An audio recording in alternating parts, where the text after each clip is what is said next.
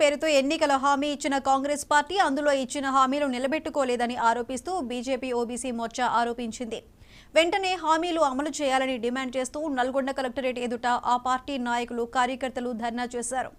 ఈ సందర్భంగా బీజేపీ నల్గొండ జిల్లా అధ్యక్షుడు నాగం వర్షిత్ రెడ్డి మాట్లాడుతూ కాంగ్రెస్ ప్రభుత్వం అధికారంలోకి వచ్చిన 3 నెలల్లో అమలు చేస్తానని చెప్పిన ఒక్క హామీని కూడా అమలు చేయలేదన్నారు. బీసీల సమస్యల పరిష్కారం కోసం భారతీయ జనతా పార్టీ ఓబీసీ మోర్చా అలుపెరగని పోరాటం చేశాయన్నారు.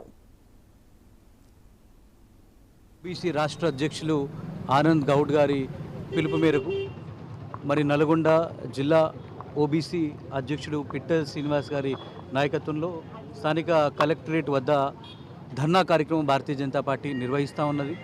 మరి అధికారంలోకి వచ్చి ఎన్ని రోజులు అవుతున్నా కూడా మరి అనేక హామీలు ఏవైతే ఈ కాంగ్రెస్ పార్టీ చేసిందో, మరి ముఖ్యంగా కామారెడ్డి డిక్లరేషన్లో 100 రోజులు పూర్తిగా 100 రోజుల్లోపే మరి వారు ఎన్నో నిధులు కేటాయిస్తా అని చెప్పిండ్రు బీసీలకి.